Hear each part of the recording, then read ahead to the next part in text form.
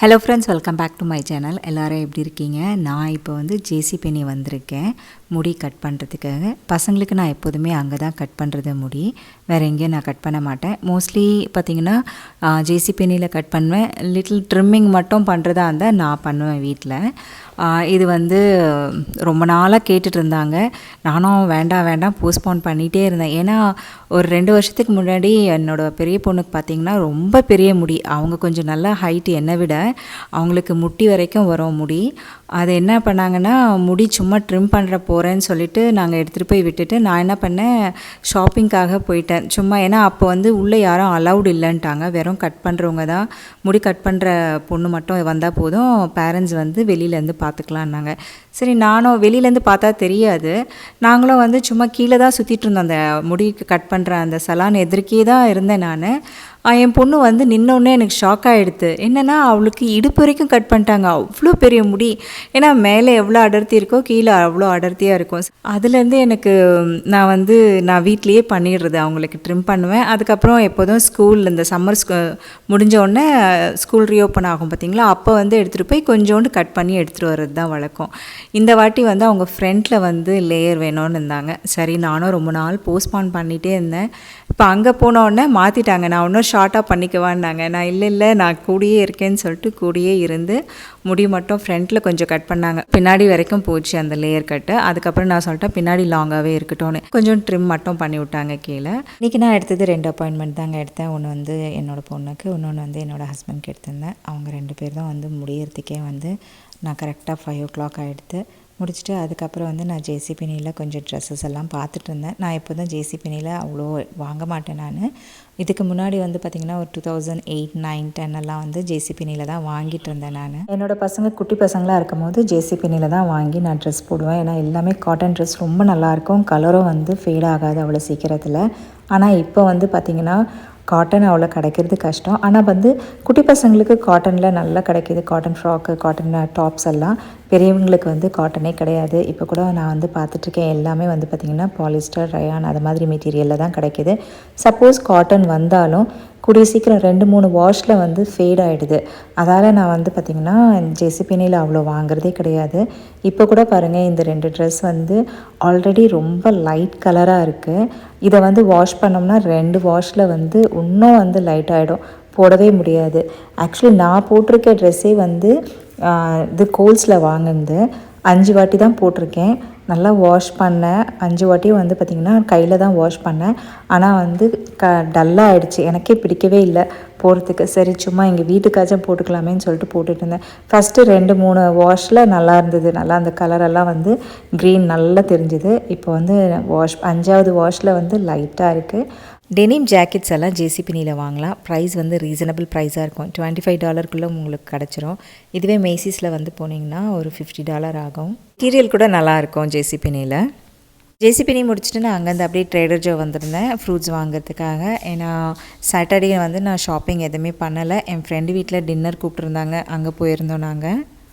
இது நம்ம ஊரில் இருக்க மாதிரி வெள்ளரிக்காய். இது நம்ம ஊர் வெள்ளரிக்காய் திக்காக இருக்கு பாருங்க.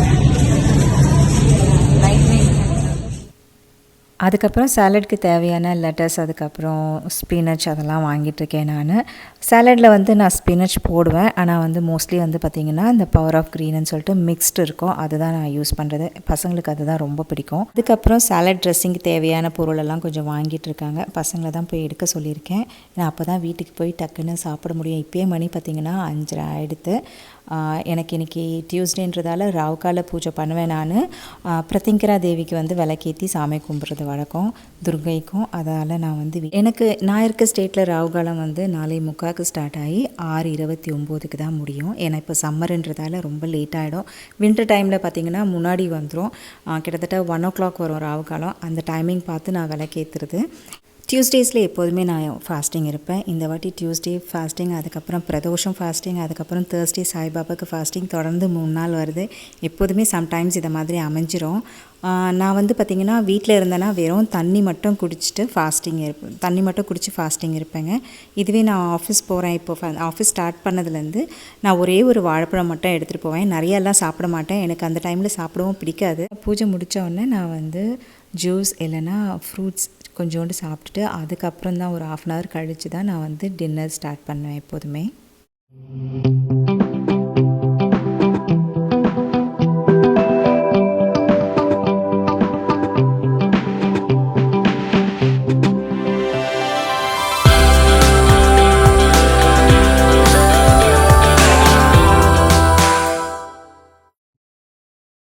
அடுத்தது நான் சாலட்க்கு ரெடி பண்ணிகிட்ருக்கேங்க. இன்றைக்கி பண்ணுறது வந்து பாஸ்தா சாலட் தான் பண்ணுறேன். நான் ஆட் பண்ணுற வெஜிடபிள்ஸ் வந்து பார்த்திங்கன்னா அனியன், செரி டொமேட்டோ ஆட் பண்ணுறேன், அதுக்கப்புறம் வந்து லெட்டஸ் ஆட் பண்ணுறேன், அதுக்கப்புறம் வந்து ஸ்பினச் ஆட் பண்ணுறேன் நான். இதில் என்ன வெஜிடபிள் வேணாலும் நம்ம ஆட் பண்ணிக்கலாம். கேரட் ஆட் பண்ணிக்கலாம், பெல் பெப்பர் ஆட் பண்ணிக்கலாம், அதுக்கப்புறம் அவகாடோவும் ஆட் பண்ணலாம், குக்கும்பரும் ஆட் பண்ணலாம். நான் குக்கும்பர் ஆட் பண்ணுறேன். சின்ன பீஸாக எல்லாமே கட் பண்ணி வச்சுக்கணுங்க, பெருசாக இருக்கக்கூடாது. நான் இன்றைக்கி யூஸ் பண்ணியிருக்க பாஸ்தா வந்து பார்த்திங்கன்னா ப்ரௌன் ரைஸ் அண்ட் கினிவாவில் பண்ண பாஸ்தா தான். பாயில் பண்ணி எடுத்து வச்சுட்டேன் நான். இதில் ஆட் பண்ணுற வெஜிடபிள்ஸ் வந்து செரி டொமேட்டோ, ஸ்பினச், அனியன், லெட்டஸ், அதுக்கப்புறம் குக்கும்பர், அவ்வளோதான் ஆட் பண்ணியிருக்கேன் நான். சால்ட் போட்டுட்டு நல்லா மிக்ஸ் பண்ணிக்கலாம். ட்ரெஸ்ஸிங் ரெடி பண்ணுறேங்க. ஸ்பூன் மஸ்டர்ட் பேஸ்ட், அதுக்கப்புறம் 3 டேபிள் ஸ்பூன் வந்து olive oil, extra Virgin olive oil விடுறேன் நான். அதுக்கப்புறம் சால்ட்டு, அதுக்கப்புறம் வந்து பார்த்திங்கன்னா கொஞ்சோண்டு கார்லிக் வந்து கட் பண்ணி வச்சுருந்தேன், அதையும் ஆட் பண்ணியிருக்கேன். அதுக்கப்புறம் லெமன் ஜூஸ், அதுக்கப்புறம் பெப்பர் வேண்டிய அளவு போட்டுக்கலாம். அதுக்கப்புறம் நான் வந்து இட்டாலியன் ஹர்ப்ஸ் போட்டிருக்கேன் ட்ரை. அதுக்கப்புறம் வந்து பார்த்திங்கன்னா ரெட் சில்லி ஃப்ளேக்ஸ் போட்டு நல்லா மிக்ஸ் பண்ணிக்கலாம். நம்ம இதை நல்லா மிக்ஸ் பண்ணிட்டு சாலட் மேலே விட்டுடலாம். சாலட் இப்போ நல்லா மிக்ஸ் பண்ணிவிட்டு அதுக்கப்புறம் நம்ம சர்வ் பண்ண ஆரம்பிச்சிடலாம்.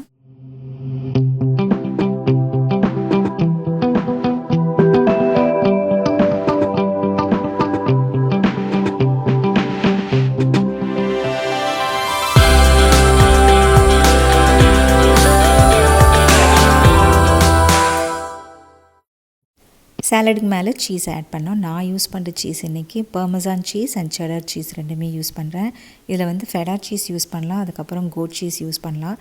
எங்கள் வீட்டில் யாருக்கும் ஃபெடா சீஸ் பிடிக்காது, அதால் நான் வந்து ஆட் பண்ணல இது.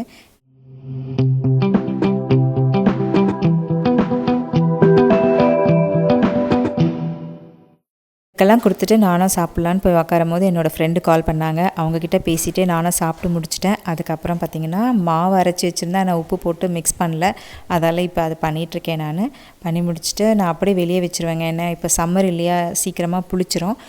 வின்டர் டைமில் தான் அவனில் வைக்கணும். ஓகே ஃப்ரெண்ட்ஸ், இந்த வீடியோ நான் இங்கேயே முடிச்சுக்கிறேன். இந்த வீடியோ உங்களுக்கு பிடிச்சிருந்தா லைக் பண்ணுங்கள், ஷேர் பண்ணுங்கள் அண்ட் சப்ஸ்கிரைப் பண்ணுங்கள். மறக்காமல் பக்கத்தில் இருக்க பெல் ஐக்கனை கிளிக் பண்ணுங்கள். அடுத்த வீடியோவில் பார்ப்போம். பாய்.